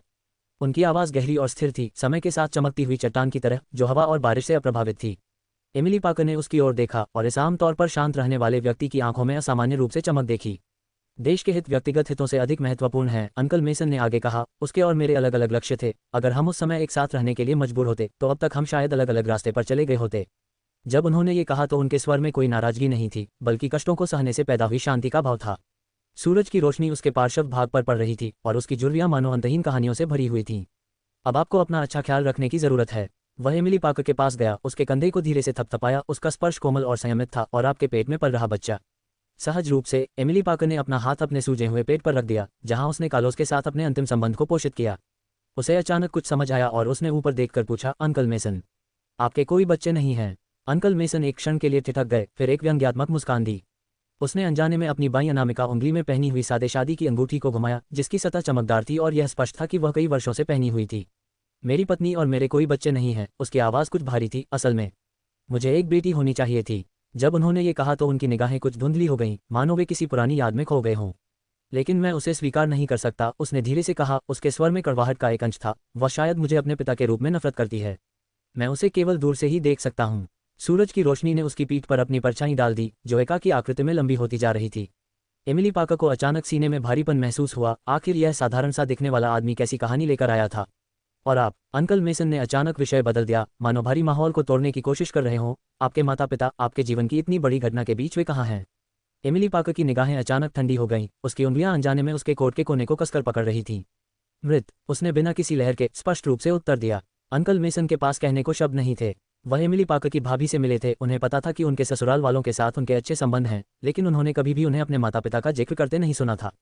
उसकी तनावग्रस्त आकृति और हल्के पीले अंगुलियों को देखकर उसे अचानक कुछ समझ में आया। ये बच्चा सचमुच दयनीय है। अध्याय 337, अध्याय 329। तुमने किसका रास्ता पार किया? अंकल मेसन ने धीरे से पूछा। उनकी आंखें सावधानी से आसपास के वातावरण को देख रही थीं। एमिली पार्कर के होंठ थोड़े मुड़ गए, जिससे एक ठंडी मुस्कान उभर आई। कौन जानता है, उसने धीरे से जवाब दिया। कुछ से ज्यादा लोग हैं जो मुझे मरवाना चाहते हैं। छोटे क्लिनिक के बाहर का हंगामा। एमिली दवा कैबिनेट के सामने खड़ी थी और अपनी पतली उंगलियों से अपने सूजे हुए पेट को धीरे से सहला रही थी। वह अंकल मेसन की ओर मुड़ी। उसकी आवाज़ धीमी थी। अभी तुरंत प्रतिक्रिया देने के लिए आपका धन्यवाद, अन्यथा बच्चा डर जाता। अंकल मेसन ने अपना बड़ा हाथ हिलाया। उनकी आस्तीन पहले से ही धुली हुई सफ़ेद हो चुकी थी। अभी यहीं रुको, मैं अभी आता हूँ। ये कहकर वह क्लिनिक से बाहर निकल गया। उसकी पीठ एकदम सीधी थी। एमिली ने उसे जाते हुए देखा, फिर क्लिनिक के प्रवेश द्वार पर निगरानी फुटेज देखने के लिए अपनी जेब से फ़ोन निकाला। जैसे ही उसने स्क्रीन पर जाने पहचाने चेहरे देखे, उसकी पुतलियां अचानक सिकुड़ गईं और उसके होंठ ठंडी सख्त रेखाओं में सिकुड़ गए। तभी अचानक बाहर से अस्त व्यस्त कदमों और विनतियों की मिश्रित आवाज़ें सुनाई देने लगीं। एमिली ने ऊपर देखा तो अंकल मेसन अंदर आ रहे थे और चार्ल्स पॉन्ड और अमेलिया विलो को एक एक हाथ से घसीटते हुए अंदर ले जा रहे थे। चार्ल्स का लंबा शरीर अंकल मेसन की लोहे की पकड़ में एक शक्तिहीन चिथड़े की तरह था। उसकी महंगी स्कूल यूनिफॉर्म झुर्रीदार होकर उससे चिपकी हुई थी। अमेलिया, उसकी आंखें लाल थीं। वह हताश होकर संघर्ष कर रही थी। उसके लंबे बाल बिखरे हुए थे और उसकी स्कूल यूनिफॉर्म की स्कर्ट का किनारा धूल से ढका हुआ था। ये 2 हाई स्कूल के छात्रों ने किया है। अंकल मेसन की आवाज़ धीमी और शक्तिशाली थी। क्रोध के कारण उनकी झुर्रियां और गहरी हो गई थीं। बूढ़े आदमी, क्या तुम जानते हो मैं कौन हूँ? मुझे छोड़ दो, चार्ल्स बहादुरी और असुरक्षा के साथ चिल्लाया। उसके माथे पर पसीने की बूंदें थीं। उसके महंगे जूते बेकार में जमीन पर रगड़ रहे थे। अमेलिया भी चीखी। उसकी आवाज़ तीखी थी। तुम बहुत बिगड़ल हो। मैं पुलिस बुला रही हूँ। उसके हाथ हवा में बेतहाशा लहरा रहे थे। उसकी कलाई पर पड़ा ब्रांड नाम का ब्रेसलेट झंझना रहा था। क्या आपने शीशा तोड़ते समय पुलिस का ध्यान रखा? अंकल मेसन ने व्यंग्य किया। उनकी आंखों में गहरी झुर्रियां पड़ गईं। पता चला कि जब वह गया था तो अपने साथ कुछ गुप्त अंगरक्षकों को लाया था, लेकिन जब वह क्लिनिक में दाखिल हुआ तो उन्हें बाहर इंतजार करने को कहा। अंगरक्षकों ने पहले ही देख लिया था कि 2 हाई स्कूल के छात्र क्लिनिक के पास से चुपके से आ रहे हैं और खिड़कियां तोड़ने के लिए पत्थर उठा रहे हैं। अमेलिया अचानक एमिली की ओर मुड़ी और पागलों की तरह गालियां देते हुए बोली, एमिली पार्कर, तू कुतिया। पति होते हुए भी तू मेरे भाई के साथ फ्लर्ट करती है, जिससे उसे जेल हो जाती है। वह पागलों की तरह चिल्लाई। मैं तो बस तुम्हें डराना चाहती थी। वैसे भी मैं अभी 18 साल की भी नहीं हुई हूँ। पुलिस मेरा कुछ नहीं बिगाड़ सकती। तुम 18 साल के नहीं हो, लेकिन उसका क्या? अंकल मेसन की आवाज़ अचानक ठंडी हो गई और उन्होंने अपना पैर उठाकर चार्ल्स के घुटने पर जोर से लात मारी। आह! चार्ल्स ने सुअर जैसी चीख निकाली जब उसके घुटने की हड्डी कंक्रीट के फर्श पर जोर से टकराई, जिससे एक धीमी आवाज़ आई, जिससे उसके दांत खट्टे हो गए। दर्द से उसे पसीना आ रहा था। उसकी पैंट फट गई, फिर भी वह धमकी देना नहीं भूला। मैं पॉन्ड परिवार का सबसे बड़ा पोता हूँ। मेरे माता पिता तुम्हें नहीं छोड़ेंगे। दर्द से उसकी आवाज़ टूटी फूटी और रुक रुक कर आ रही थी। अंकल मेसन ने कोई प्रतिक्रिया नहीं दी। उन्होंने तुरंत चार्ल्स से चमड़े का बटुआ लिया और उसका पहचान पत्र निकाला। इससे स्पष्ट पता चला कि वह पहले से ही 19 वर्ष का था। चार्ल्स ने जल्दी से अपना फ़ोन निकाला। उसकी कांपती उंगलियां बड़ी मुश्किल से डायल बटन दबा पा रही थीं। पिताजी, मुझ पर हमला हुआ है। जल्दी आओ और आओ, अंकल मेसन। एमिली ने धीरे से बीच में टोकते हुए सहज रूप से अपने सफ़ेद कोट के नीचे अपना पेट ढकते हुए कहा, यह मुझ पर छोड़ दो, कृपया पहले वापस जाओ। वह अपने मददगार को इसमें शामिल नहीं करना चाहती थी, लेकिन संयोग से आगे चलकर उसकी मुलाकात उस बुजुर्ग से हो गई। अंकल मेसन की फुर्तीली चाल और सीधे खड़े होने की मुद्रा देखकर उसने मन ही मन अंदाजा लगाया कि शायद वह कोई सैनिक होगा जिसने अपनी जवानी में युद्ध की विभीषिकाएं झेली होंगी। अंकल मेसन ने धीरे से अपना सिर हिलाया। उनकी कनपटियों का धूसर रंग धूप में चांदी की तरह चमक रहा था। उन्होंने चार्ल्स का पहचान पत्र यूं ही उछाल दिया, उसे हवा में घूमने दिया, फिर वह धीरे से जमीन पर गिर गया। मैंने ही उन्हें मारा है, इसलिए जिम्मेदारी मेरी ही होनी चाहिए। उसकी आवाज़ धीमी और दमदार थी, जिसमें निर्विवाद अधिकार था। जैसे ही वह आगे बढ़ा, उसके गहरे नीले रंग के काम के कपड़ों की आस्तीन थोड़ी हिल गई, जिससे उसकी कलाई पर एक पुराना निशान दिखाई देने लगा। क्लिनिक की कांच की खिड़कियों से सूरज की रोशनी अंदर आ रही थी, जिससे उसके सुडौल चेहरे पर अलग अलग गहराई की परछाइयां पड़ रही थीं। वह थोड़ा आगे झुका, उसका तांबे जैसा चेहरा चार्ल्स की ओर बढ़ रहा था, उसकी जर्जर आंखें खतरे से चमक रही थीं। मैं देखना चाहता हूं, उन्होंने प्रत्येक शब्द पर भारी हथौड़े की तरह जोर देते हुए कहा, कौन से माता पिता मेरे सामने गुस्ताखी करने की हिम्मत करते हैं। चार्ल्स उसकी निगाहों के नीचे कांप उठा, उसके महंगे स्नीकर्स जमीन पर कई गंदे निशान बना रहे थे। वह सहज ही पीछे हट गया, लेकिन अंकल मेसन की कसी हुई पकड़ में स्थिर रहा। वह चेहरा जो आमतौर पर गर्व से भरा रहता था, अब राख सा हो गया था, उसके माथे पर पसीने की बूंदें घनी थीं।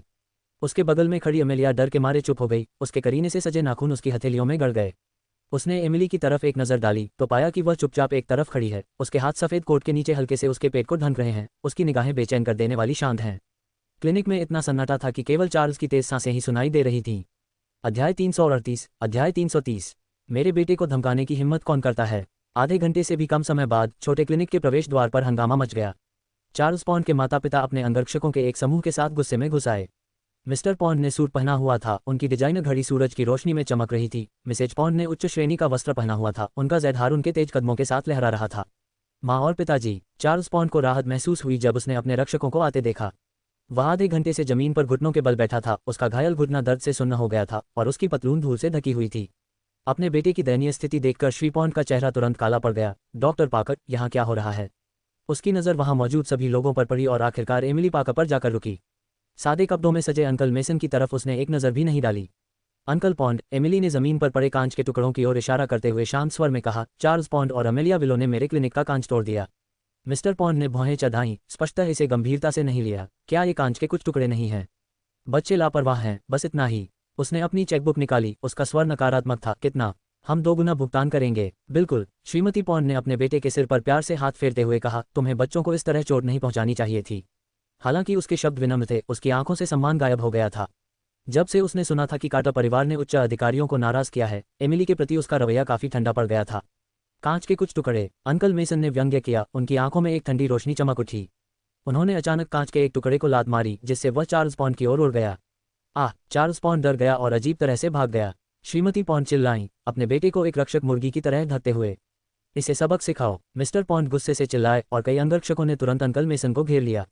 एमिली के चेहरे के भाव बदल गए, वह उन्हें रोकने के लिए आगे बढ़ने ही वाली थी कि अचानक सभी दिशाओं से कई छायाएं इतनी तेजी से आ रही थीं कि वे लगभग अदृश्य हो रही थीं। पलक झपकते ही पॉन्ड परिवार के अंगरक्षकों को चित्रे की तरह जमीन पर पटक दिया गया। ये पेशेवर अंगरक्षक आश्चर्यजनक रूप से इन लोगों के सामने शक्तिहीन थे। श्रीमान और श्रीमती पॉन्ड के चेहरों पर अहंकार तुरंत गायब हो गया तथा उसकी जगह भयभीत पीलापन आ गया। तुम क्या कर रहे हो? मिस्टर पॉन्ड ने कांपते हुए अपना फोन निकाला। मैं पुलिस को फोन कर रहा हूँ। सभी फुर्तीले लोगों ने अंकल मेसन की ओर देखा। सर, उन्हें फोन करने दो, अंकल मेसन ने उदासीनता से कहा, मानो उनके सामने की हर चीज बेमिल हो। एमिली ने सोच में अंकल मेसन की तरफ देखा और फुसफुसाया, ये कौन है? बस मेरे दोस्त, अंकल मेसन ने संक्षेप में उत्तर दिया। एमिली अंदर ही अंदर चौंक गई। अंकल मेसन के दोस्त असाधारण रूप से कुशल थे, उनकी गतिविधियां साफ सुथरी और कुशल थीं, जाहिर है कि वे प्रशिक्षित विशेष बल थे। ये साधारण सा दिखने वाला बुजुर्ग कौन था? सायरन की आवाज़ सुनाई दी और जानबूझकर चोट पहुंचाने की घटना की खबर सुनकर पुलिस की कई गाड़ियां क्लिनिक के सामने खड़ी हो गईं। पुलिस वालों ने बिना कुछ कहे सबको पुलिस की गाड़ियों में बिठा लिया। एमिली ने तुरंत सेड्रिक शॉ का नंबर डायल किया। पुलिस स्टेशन में अमेलिया विलो नाशपाती के फूल पर बारिश की तरह रो रही थी और चार्ल्स पॉन्ड उसके बगल में लगातार रो रहा था। अंकल मेसन को एक जघन्य गुंडे के रूप में चित्रित कर रहा था और दावा कर रहा था कि उसके द्वारा लाए गए दोस्त स्थानीय गुंडे थे। जहां तक क्लिनिक का शीशा तोड़ने की बात है तो इस बारे में एक शब्द भी नहीं कहा गया। श्री पॉन्ड के पुलिस स्टेशन में स्पष्ट रूप से संबंध थे। उन्होंने डेस्क पर जोर से हाथ मारते हुए अंकल मेसन के लिए कड़ी सजा की मांग की। अधिकारी, ऐसे सामाजिक कलंक को कड़ी सजा मिलनी चाहिए। एमिली ने अपने फ़ोन का निगरानी वीडियो दिखाया, लेकिन अधिकारियों ने यह कहते हुए उसे स्वीकार करने से इनकार कर दिया कि वीडियो की गुणवत्ता स्पष्ट नहीं थी। उसने उत्सुकता से अपने फ़ोन पर नज़र डाली। सेड्रिक शॉ अभी तक नहीं आया था। डॉक्टर पाकर, अपनी मेहनत बर्बाद मत करो, मिस्टर पॉन्ड ने विजयी भाव से कहा। सच कहूँ तो मेरा चचेरा भाई यहाँ डिप्टी कमिश्नर है। आज इस बूढ़े गुंडे को मैं ज़रूर सजा दूंगा। बूढ़ा गुंडा। एमिली की आंखें ठंडी हो गईं। कांच तोड़ने वाला तुम्हारा बेटा था, वही असली गुंडा है। मिस्टर पॉन्ड का चेहरा उतर गया। लगता है आप दया की बजाय दंड को अधिक पसंद करते हैं। वह नए डिप्टी कमिश्नर पॉन्ड की ओर मुड़ा और बोला, चचेरे भाई, ये बूढ़ा आदमी है जो हमारे बच्चे को परेशान करने के लिए गुंडों के एक समूह का नेतृत्व कर रहा है। देखो चार्ल्स पॉन्ड को कैसे पीटा गया। डिप्टी कमिश्नर पॉन्ड, बीए की तरह भरे पेट और रौबदार अंदाज में, क्या पॉन्ड परिवार के किसी सदस्य को धमकाने की हिम्मत? जैसे ही चीफ ऑफिसर ने सख्ती करने को कहा, इस बुजुर्ग ने मुंह पर वार कर दिया। उसने अपना बड़ा हाथ हिलाया। तुरंत इन्हें मेरे लिए हथकड़ी लगाओ। अधिकारी हथकड़ी लगाकर आगे बढ़ने ही वाले थे कि अचानक डिप्टी कमिश्नर पॉन्ड का फोन बज उठा। उन्होंने उत्तर दिया। उनका चेहरा तुरंत सम्मान से भर गया। हाँ, क्या आप कह रहे हैं कि महासचिव सटन आ रहे हैं? हम तुरंत उनके स्वागत की तैयारी करेंगे। श्रीमान और श्रीमती पॉन्ड ये सुनकर बहुत प्रसन्न हुए कि चार्ल्स स्मिथ उपस्थित होंगे। मिस्टर पॉन्ड ने जल्दी से अपने सूट का कॉलर ठीक किया, जबकि मिसेस पॉन्ड घबराहट में अपना मेकअप ठीक कर रही थीं। पॉन्ड परिवार के पास कुछ संपत्ति हो सकती है, लेकिन वे कार्टर परिवार की स्थिति से बहुत कम थे, यहाँ तक कि वे मुख्य अधिकारी के उद्घाटन समारोह में भाग लेने के योग्य भी नहीं थे। यदि वे चार्ल्स स्मिथ से जुड़ने के इस अवसर का लाभ उठा सकें तो ये पॉन्ड परिवार के विकास के लिए एक सुनहरा अवसर होगा। अमेलिया विलो और चार्ल्स पॉन्ड भी उत्सुकता से प्रवेश द्वार की ओर देख रहे थे। उन्होंने चार्ल्स पॉन्ड से धीरे से पूछा, महासचिव सटन कौन है? चार्ल्स स्मिथ, मुख्य अधिकारी का दाहिना हाथ, वह भी 30 वर्ष के आसपास का है, योग्य और आशाजनक है तथा राजनीति में पहले से ही काफी प्रतिष्ठित है। चार्ल्स पॉन्ड ने अपनी आवाज धीमी कर दी और पास में खड़े अंकल मेसन और एमिली की ओर देखा। ऐसा प्रतीत हुआ कि भाग्य ने पॉन्ड परिवार का साथ दिया। चार्ल्स स्मिथ के आगमन के बाद कार्टर परिवार का प्रभाव कोई मायने नहीं रखता था। अगले मुख्य अधिकारी के लिए एक लोकप्रिय उम्मीदवार के रूप में उनके अचानक आगमन से पूरे पुलिस स्टेशन में घबराहट की स्थिति उत्पन्न हो गई। चार्ल्स स्मिथ शीघ्र ही स्टेशन के प्रवेश द्वार पर पहुंच गए। महासचिव, क्या कोई गलती हो सकती है? सोफी पाकर, ऊंची एड़ी के जूते पहने, चार्ल्स स्मिथ के पीछे पीछे चल रही थी। उसका परिष्कृत मेकअप उसकी आंखों में भ्रम को छिपाने में असमर्थ था। मुख्य अधिकारी पुलिस स्टेशन में क्यों होंगे? उसने उम्मीद नहीं की थी कि मुख्य अधिकारी ऐसी जगह पर होंगे। मुझे ये भी नहीं पता कि मुख्य अधिकारी अचानक यहाँ क्यों आ गए, और मेरा फोन भी जब्त कर लिया गया। चार्ल्स स्मिथ तेजी से मुख्य द्वार की ओर बढ़े। मुख्य अधिकारी आज सुबह लापता हो गए थे तथा एक महत्वपूर्ण बैठक होने वाली थी, जिसके कारण चार्ल्स स्मिथ को सुरक्षा ब्यूरो से संपर्क कर उनका पता लगाना पड़ा। पुलिस स्टेशन पर डिप्टी कमिश्नर पॉन्ड पूरी पुलिस टीम के साथ पहले से ही लाइन में खड़े होकर इंतजार कर रहे थे। चार्ल्स स्मिथ को प्रवेश करते देख उन्होंने तुरंत सीधे होकर सलामी दी। नमस्ते महासचिव, आपकी गरिमा में उपस्थिति की अपेक्षा नहीं की जा सकती। सभी अधिकारियों ने भी झुककर अभिवादन किया, जबकि श्रीमान और श्रीमती पॉन्ड ने आगे बढ़ने की कोशिश की, लेकिन वे करीब नहीं पहुंच सके। चार्ल्स स्मिथ ने बातचीत में बाधा डालने के लिए अपना हाथ उठाया। उनकी निगाहें बिजली की तरह हॉल में घूम रही थीं। मैं यहाँ किसी को ढूंढने आया हूँ। ये शब्द वज्रपात के समान थे, जिससे वहां उपस्थित सभी लोग स्तब्ध रह गए। इस समय अमेलिया विलो ने सोफी पाकर को अपने बगल में देखा और उत्साह से दौड़ते हुए खड़ी हो गई। भाभी, आप यहाँ कैसे आईं? अध्याय 339, अध्याय 331, मुख्य अधिकारी। अमेलिया विलो की तीखी और ऊंची आवाज में भाभी पुकार ने पूरे पुलिस स्टेशन को एक अजीब सी खामोशी में डुबो दिया। उपनिदेशक पॉन्ड और अधिकारियों के एक समूह ने एक दूसरे को देखा। उनके चेहरे अविश्वास से भरे हुए थे। सोफी पाकर को उम्मीद नहीं थी कि वह यहाँ अमेलिया से मिलेगी, और उसके पास विलो परिवार को एडम विलो के साथ अपने झगड़े के बारे में बताने का समय नहीं था। अमेलिया, तुम यहाँ क्या कर रही हो? सोफी ने मुस्कुराने की कोशिश की। उसका चेहरा विशेष रूप से कठोर लग रहा था। अमेलिया, हालांकि बेखबर थी, उसने प्यार से सोफी की बाह में हाथ डाल दिया। सिस्टर सोफी पाकर, मैंने सुना है कि आप एक महत्वपूर्ण सरकारी विभाग में काम करती हैं। क्या ये आपके वरिष्ठ महासचिव सटन हैं? उसने उत्सुकता से चार्ल्स स्मिथ को गौर से देखा। उसके सुनहरे फ्रेम वाले चश्मे के पीछे की रहस्यमयी निगाहें उसे उसके भाई एडम विलो की याद दिला रही थी, लेकिन ज्यादा प्रभावशाली आभा के साथ। श्रीमान और श्रीमती पॉन्ड के चेहरे पर तुरंत मुस्कान आ गई। मिस्टर पॉन्ड जल्दी से आगे बढ़े। ओह, तो अमेलिया और यह महिला रिश्तेदार हैं। ये तो सच में। बिल्कुल। अमेलिया ने गर्व से अपनी ठुड्डी ऊपर उठाई। मेरी नंद जरूर आई होगी, क्योंकि उसे पता था कि मुझे तंग किया जा रहा है। वह सोफी की ओर मुड़ी और एमिली पाकर की ओर इशारा किया। सोफी ने अमेलिया की ओर इशारा करते हुए देखा और उसकी नज़र अचानक जम गई। एमिली एक कोने में चुपचाप बैठी थी। उसका गर्भवती पेट उसके सफ़ेद कोट के नीचे साफ दिखाई दे रहा था। जैसे ही उनकी आंखें मिलीं, सोफी के नाजुक चेहरे पर नाराजगी की झलक दिखाई दी। सोफी के दिल में कड़वाहट भर गई। हम दोनों ने कार्लोस से शादी की। वह चुपचाप मन ही मन सोच रही थी, जब उसकी नज़र एमिली के उभरे हुए पेट पर पड़ी। वह व्यक्ति उसके प्रति हमेशा विनम्र और दूरी बनाए रखने वाला रहा। उसने कभी भी अस्पताल के कमरे में कदम नहीं रखा, यहाँ तक कि जब उसने आत्महत्या का प्रयास किया और उसे अस्पताल में भर्ती कराया गया। फिर भी एमिली के लिए वह अपनी सारी कोमलता दिखा सकता था, यहाँ तक कि कार्टर कबीले समूह का भविष्य भी उसे सौंप सकता था। इससे भी अधिक विडंबनापूर्ण था एडम विलो। सपनों में एमिली को लाड़ प्यार करने वाला आदमी सबसे अमीर आदमी निकला, लेकिन हकीकत में एडम के साथ रहने के बाद वह कैदी बन गया। उसे अभी भी याद है कि जब एडम को गिरफ्तार किया गया था तो उसने उसकी ओर ऐसे देखा था जैसे वह किसी अजनबी को देख रहा हो। वे दो पुरुष जो उसके जीवन में असाधारण महत्व रखते थे, बिना किसी अपवाद के उस वेश्या एमिली को अपना सारा स्नेह देते थे।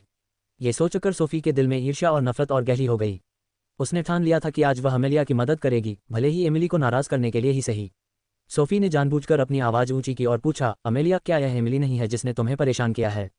उसकी नज़र क्षण भर के लिए एमिली के उभरे हुए पेट पर पड़ी। उसकी आंखों में गणना का संकेत था। यदि मुख्य अधिकारी वास्तव में पुलिस स्टेशन में होता और उसे एमिली द्वारा छात्रों को परेशान करने की बात पता चलती, तो कार्टर परिवार निश्चित रूप से परेशानी में पड़ जाता। सोफी के पीछे पड़ने पर अमेलिया आत्मविश्वास से सीधी खड़ी हुई और एमिली की ओर इशारा किया। यही है, और एक बूढ़ा बदमाश था। उसने चार्ल्स पॉन्ड को भी मारा था। चिंता मत करो। सोफी ने स्नेहपूर्वक अपना हाथ अमेलिया के हाथ से मिलाया। महासचिव के यहाँ होने से कोई भी तुम्हें धमका नहीं सकता। उसने चार्ल्स की ओर मुड़कर जानबूझकर अपनी आवाज़ धीमी की। महासचिव, यह एडम विलो की बहन है। चार्ल्स स्मिथ की नज़र अपने पतले लेंस के पीछे से एमिली और अमेलिया के बीच घूम रही थी। उसे याद आया कि जब एडम विलो ने उसकी गिरफ्तारी के बाद उससे संपर्क किया था तो उसने वादा किया था कि जब तक उसका परिवार इसमें शामिल नहीं होगा वह उसका पर्दाफाश नहीं करेगा। चूंकि एमिलिया एडम की बहन है, इसलिए उसे कुछ मदद देना कोई समस्या नहीं होगी। उपनिदेशक पॉन्ड ने चार्ल्स की नज़रें गौर से पकड़ी और तुरंत आगे बढ़कर उनकी बात मान ली। महासचिव महोदय, निश्चिंत रहिए, हमने पूरी जांच कर ली है, यह एक बेहद जघन्य मामला है। उसने अपना पेट फुलाते हुए कहा, एक बूढ़ा बदमाश गुंडों के एक गिरोह के साथ मिलकर एक बड़े हाई स्कूल के छात्रों को धमका रहा है। हम उन्हें जरूर कड़ी सजा देंगे। ये कहते हुए उसने एमिली की ओर अर्थपूर्ण दृष्टि से देखा, आज कोई भी इसमें शामिल नहीं बच सकता। Deputy director pond. Cedric Shaw की तेज आवाज अचानक दरवाजे से सुनाई दी। वह एमिली को बचाते हुए तेजी से अंदर चला गया। पुलिस थाने के अंदर का माहौल तुरंत तनावपूर्ण हो गया। उपनिदेशक पॉन्ड, जिनके पेट में बियर भरी हुई थी, उनके चेहरे पर तिरस्कार भरा व्यंग्य था। महासचिव के समर्थन में उनके लिए एक साधारण वकील से डरने की कोई बात नहीं थी। मैं अपने मुवक्किल को जमानत पर छुड़ाना चाहता हूँ। सेड्रिक की शांत आवाज पुलिस स्टेशन में गूंज उठी। उन्होंने एमिली की ओर थोड़ा सा सिर हिलाकर क्षमा मांगी, क्योंकि वे तो केवल सबूत इकट्ठा करने गए थे। अपनी पतली उंगलियों से उन्होंने अपने ब्रीफकेस से तैयार जमानत के दस्तावेज निकाले और पूरी सफाई से कार्रवाई को अंजाम दिया। जमानत नहीं। उपनिदेशक पॉन्ड के जबड़े उत्तेजना से कांप उठे। यह मामला जघन्य है, एक सामान्य हिंसक चोट का मामला है। उन्होंने जानबूझकर अपनी आवाज बढ़ा दी, उम्मीद करते हुए कि चार्ल्स उनकी कानून के निष्पक्ष प्रवर्तन की बात सुन लेंगे। सेड्रिक अविचलित रहा, उसकी पैनी नज़र डिप्टी डायरेक्टर पॉन्ड पर टिकी रही। डिप्टी डायरेक्टर, आप गलत हैं। ये सिर्फ एक गड़बड़ी का मामला है। वह रुका, उसकी आवाज़ और भी दृढ़ हो गई। श्रीमती पाकर, अंकल मेसन और अन्य संबंधित पक्षों के अलावा मैं उन्हें भी बचाना चाहता हूँ। बेहद बदतमीज। उपनिदेशक पॉन्ड ने अपनी मोटी हथेली मेज पर जोर से पटकते हुए दहाड़ते हुए कहा, किसी को भी जमानत पर नहीं छोड़ा जाएगा।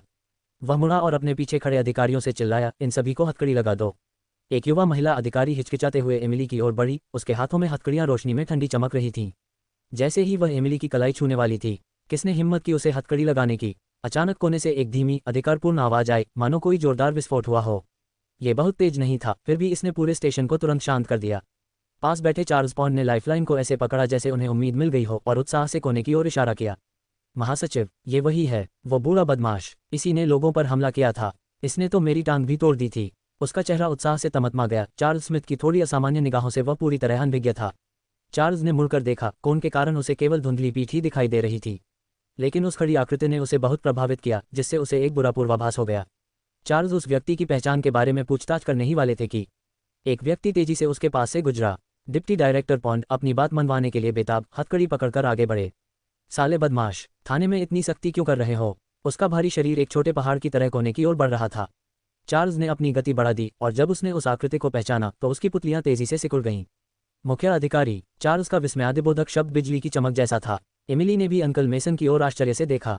उपनिदेशक पॉन्ड की हथकड़ी जमीन पर गिरी, जिससे शांत पुलिस थाने में एक तीखी आवाज हुई। सबकी निगाहें कोने पर टिकी थीं। मध्यम आयु वर्ग के बुजुर्ग, जो सभी से दूर मुंह करके खड़े थे, धीरे धीरे घूमे। उनका आधिकारिक चेहरा प्रकाश में विशेष रूप से कठोर दिखाई दे रहा था।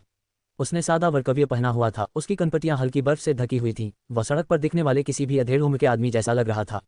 फिर भी जैसे ही वह खड़ा हुआ, एक नेक अधिकारी साफ दिखाई दे रहा था। अध्याय 340, अध्याय 332, मेडेन पाकर को धमकाने की किसी को इजाजत नहीं। अंकल मेसन मुख्य अधिकारी हैं। पुलिस स्टेशन के अंदर मानो हवा जम गई। अचानक हुए घटनाक्रम से हर कोई इतना स्तब्ध था कि अवाक रह गया। एमिली पाकर ने अंकल मेसन को घूर कर देखा। नहीं, अब उसे उन्हें चीफ ऑफिसर कहना चाहिए। उन्होंने कभी नहीं सोचा था कि हमेशा चुपचाप छोटे से क्लिनिक में आने वाला ये बुजुर्ग देश का सर्वोच्च नेता बन जाएगा। चार्ल्स स्मिथ का चेहरा बहुत गंभीर हो गया। उसकी निगाहें मुख्य अधिकारी और एमिली के बीच घूम रही थीं। उसके माथे पर पसीने की बूंदें उभर रही थीं। चाहे उसने कितनी भी कोशिश की हो, वह ये समझ नहीं पाया कि एमिली मुख्य अधिकारी को कैसे जानती है, और उनका रिश्ता कुछ भी सामान्य नहीं लग रहा था।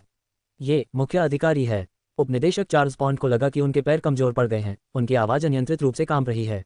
वह चाहता था कि वह अपने आप को कुछ थप्पड़ मार सके। उसने तो अभी अभी चीफ ऑफिसर को हथकड़ी लगाने के बारे में सोचा था। वहां उपस्थित सभी अधिकारी निराशा से एक दूसरे की ओर देखने लगे। नवनियुक्त मुख्य अधिकारी को शांत स्वभाव का व्यवहार करने के लिए जाना जाता था, तथा वे मीडिया के सामने कभी कभार ही आते थे। किसने सोचा था कि वे सादे कब्जों में यहाँ आएंगे? क्या आपके पुलिस स्टेशन में इसी तरह जांच होती है? चीफ ऑफिसर ने ठंडे स्वर में कहा। उसकी भौहें गुस्से से भर गई थीं। मुझे बूढ़ा गुंडा कह रहे हो और मेडेन पाकर पर हाथ भी डालना चाहते हो? उनकी तीखी निगाहें उपनिदेशक चार्ल्स पॉन्ड के पीले चेहरे पर घूम गईं। अगर मैं आज यहाँ नहीं होता तो क्या आप एक गर्भवती महिला से जबरदस्ती पूछताछ करते? उपनिदेशक चार्ल्स पॉन्ड का शरीर कांप रहा था। वे एक भी शब्द नहीं बोल पा रहे थे। सिस्टर सोफी पाकर, आप सब क्या बात कर रही हैं? अमेलिया विलो ने अभी भी कोई प्रतिक्रिया नहीं दी थी। सोफी पाकर की आस्तीन को लगातार खींचते हुए कहा, वह वही था जिसने चार्ल्स पॉन्ड को मारा था। आपको महासचिव को बताना चाहिए। चुप रहो। सोफी पाकर ने कड़ी फटकार लगाई। उनका उत्कृष्ट मेकअप उनके चेहरे पर घबराहट को छुपाने में असमर्थ था। वह जल्दी से चीफ ऑफिसर के पास गई, मुश्किल से मुस्कुराए। अफसर, ये सब एक गलतफहमी है। ये नौजवान बस नासमझी कर रहे हैं और आपको नाराज कर रहे हैं। इस समय चार्ल्स स्मिथ को अंततः होश आया और उन्होंने जल्दी से परिचय कराया। मुख्य अधिकारी, ये सोफी पाकर है, हेनरी पाकर की बेटी, जिसका मैंने आपसे पहले उल्लेख किया था। हेनरी पाकर की बेटी? क्या ऐसा नहीं है? अंकल मेसन के चेहरे पर मानो जमी हुई सी मुस्कान थी। उन्होंने सोफी पाकर को गौर से देखा, उनके गंभीर चेहरे पर जटिल भावनाओं की एक दुर्लभ झलक दिखाई दे रही थी। तुम इतने बड़े हो गए हो, उसने धीरे से बुदबुदाया, मानो खुद से बात कर रहा हो। काफी देर बाद उसने आह भरी। ठीक है, तुम्हारी खातिर मैं उस लड़की को जिम्मेदार नहीं ठहराऊंगा। लेकिन उसकी नज़र चाकू की तरह तेज पॉन्ड माता पिता और चार्ल्स पॉन्ड की ओर मुड़ गई और वे तीनों तुरंत ही पीले पड़ गए। चार्ल्स पॉन्ड ने जानबूझकर दूसरों की संपत्ति को नुकसान पहुंचाया और दूसरों पर झूठा आरोप लगाया, उसे कड़ी सजा मिलनी चाहिए। मुख्य अधिकारी की आवाज़ में कोई संदेह नहीं था। मैं संबंधित विभागों से इस मामले की पूरी जांच करवाऊंगा। ये सुनकर तालाब के माता पिता लगभग जमीन पर गिर पड़े। उन्होंने कभी सोचा भी नहीं था कि उनके बेटे का आवेगपूर्ण व्यवहार इतनी बड़ी समस्या पैदा कर देगा। इस बार न केवल वे अपने बेटे को बचा नहीं सके, बल्कि पॉन्ड परिवार भी पूरी तरह से बर्बाद हो सकता था। सोफी पाकर एक तरफ खड़ी थी, उसका दिल उथल पुथल हो रहा था। उसने यह उम्मीद नहीं की थी कि एमिली को कोई नुकसान नहीं होगा, जबकि पॉन्ड परिवार इतनी बुरी स्थिति में था। एमिली की किस्मत इतनी अच्छी कैसे हो सकती है? उसे याद आया कि वह एडम विलो को कैपिटल स्टेडियम ले गई थी। उम्मीद थी कि वह चीफ ऑफिसर से मिल पाएगी, लेकिन खाली हाथ लौटी। एमिली, जिसे वह हमेशा नीची नज़र से देखती थी, चीफ ऑफिसर को लंबे समय से जानती थी और उसका संरक्षण भी प्राप्त करती थी। मेडेन पाकर, क्या तुम ठीक हो? मुख्य अधिकारी एमिली की ओर मुड़ा, उसका स्वर काफी नर्म था। उसने एमिली के निकले हुए पेट को चिंता से देखा। क्या तुम्हें चेकअप के लिए अस्पताल जाने की जरूरत है? एमिली ने अपना सिर हिलाया और मुस्कुराने की कोशिश की। मैं ठीक हूँ, धन्यवाद।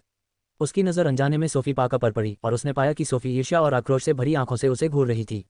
उन आंखों में छिपी हुई दुर्भावना देखकर एमिली की रीढ़ में सिहरन दौड़ गई। तभी पुलिस थाने के बाहर हंगामा मच गया। सुरक्षा विभाग के प्रमुख के नेतृत्व में कई वर्दीधारी अधिकारी जल्दी से अंदर आए। मुख्य अधिकारी, मंत्री झांग ने सम्मानपूर्वक अभिवादन किया। आपके निर्देशानुसार हमने संबंधित संदिग्धों की जांच शुरू कर दी है। अंकल मेसन चुप रहे। मंत्री झांग ने उपनिदेशक चार्ल्स पॉन्ड की ओर मुड़कर कहा, उपनिदेशक चार्ल्स पॉन्ड, आपको तुरंत पद छोड़ देना चाहिए और जांच स्वीकार करनी चाहिए। उपनिदेशक चार्ल्स पॉन्ड का चेहरा पीला पड़ गया था, उनके पैर लड़खड़ा रहे थे और वे सीधे जमीन पर घुटनों के बल बैठ गए। चीफ ऑफिसर ने सिर हिलाया, फिर एमिली की तरफ देखा। मेडेन पाकर, मैं किसी को तुम्हें आराम करने के लिए घर भेज दूंगा। मैं तुम्हें इस मामले का स्पष्टीकरण देने का वादा करता हूँ। उसके लहजे में एक निर्विवाद अधिकार था, साथ ही एक पिता जैसी दयालुता भी। एमिली ने कृतज्ञता से सिर हिलाया और सेड्रिक शॉ के सहारे धीरे धीरे बाहर चली गई। जब वह सोफी पाकर के पास से गुजरी, एमिली ने देखा कि सोफी की उंगलियां उसके कपड़ों के किनारे को कसकर पकड़ रही थीं और उसकी उंगलियां सफ़ेद हो रही थीं। लेकिन वह रुकी नहीं, बल्कि शांति से आगे बढ़ गई। पुलिस स्टेशन के बाहर शाम का सूरज सड़क पर अपनी आभा बिखेर रहा था। एमिली ने गहरी सांस ली और उसे लगा कि उसके सीने का दर्द थोड़ा कम हो गया है। पुलिस स्टेशन के बाहर शाम गहरा रही थी। एमिली सीढ़ियों पर खड़ी थी, ठंडी शाम की हवा उसके पीले गालों को छू रही थी। उसने अपना कोट अपने चारों ओर लपेट लिया, उसकी उंगलियां अनजाने में उसके उभरे हुए पेट को छू रही थीं। वकील शॉ, उसने धीरे से कहा, उसकी आवाज़ थोड़ी कांप रही थी। क्या कार्लोस की हवाई दुर्घटना की जांच में कोई नई प्रगति हुई है? सेड्रिक शॉ एक पल के लिए चुप रहा, फिर अपने ब्रीफकेस से एक फाइल निकाली। धुंधली स्ट्रीट लैंप की रोशनी में उसने एमिली की पतली उंगलियां फाइल लेते हुए हल्की सी कांपती देखीं। मैंने अपने सभी संपर्कों का इस्तेमाल कर लिया है, उन्होंने सावधानी से अपने शब्द चुने। मैं केवल एक बात की पुष्टि कर सकता हूँ, उस दिन दुर्घटनाग्रस्त हुए हेलीकॉप्टर में वास्तव में कार्लोस था। उसके शब्द किसी कुंद चाकू की तरह एमिली के दिल में गहराई तक चुभ रहे थे। उसने अपना निचला होंठ तब तक काटा जब तक उसे खून का स्वाद नहीं आ गया। आसमान से गिरा। सेड्रिक शॉ ने दयापूर्वक अपना चेहरा फेर लिया। बचने की संभावना? मुझे पता है। एमिली ने उसे बीच में ही टोक दिया। उसकी आवाज़ हल्की सी आह की तरह थी। एक लंबी खामोशी के बाद एमिली अचानक बोली, वकील शॉ, क्या मैं आपको एक और बात बता सकती हूँ? उसने अपने पास से एक सीलबंद बैग निकाला। क्या आप शव का नमूना लेने का कोई तरीका बता सकते हैं? मैं इसे डीएनए तुलना के लिए स्टर्लिंग रिसर्च इंस्टीट्यूट भेजना चाहती हूँ। सेड्रिक शॉ की पुतलियां थोड़ी सिकुड़ गईं। स्टर्लिंग रिसर्च इंस्टीट्यूट एक शीर्ष अंतर्राष्ट्रीय जीन परीक्षण संस्थान था, लेकिन क्या ये वाकई कोई बड़ी सफलता ला पाया? मिस पाकर, वह हिचकिचाया, पुलिस पहले से ही डीएनए तुलना कर रही है। मुझे पता है। एमिली ने सीलबंद बैग को अपने हाथ में कस लिया। उसकी उंगलियां सफ़ेद हो गईं, लेकिन वह शरीर इतना जला हुआ है कि पहचानना मुश्किल है। क्या होगा अगर वह कार्लोस नहीं है तो क्या होगा? यह विचार उसके दिल में जंगली घास की तरह बेतहाशा बढ़ रहा था। भले ही लाखों में एक ही मौका हो, उसे उस पर कायम रहना था। सेड्रिक शॉ ने उसकी जिद्दी प्रोफाइल को देखा और अंततः सिर हिलाकर कहा, मैं अपना सर्वश्रेष्ठ प्रयास करूंगा। एक काली सेडान कार धीरे धीरे आकर एमिली के सामने रुकी। वकील शॉ पुलिस स्टेशन वापस आए और कुछ ही देर बाद एक नमूना लेकर वापस आए तथा उसे एमिली को सौंप दिया। धन्यवाद, अटॉर्नी शॉ, एमिली ने धीरे से कहा। जैसे जैसे रात गहराती गई, शहर की नियॉन लाइटें टिमटिमाने लगीं। एमिली कार की खिड़की से टिक गई। उसका मन धुंधला सा हो गया था और उसे एक बार फिर कार्लोस की कोमल मुस्कान दिखाई दी। आगे की कहानी सुनाने के लिए वी एम स्टोरी वर्ल्ड को सब्सक्राइब करो।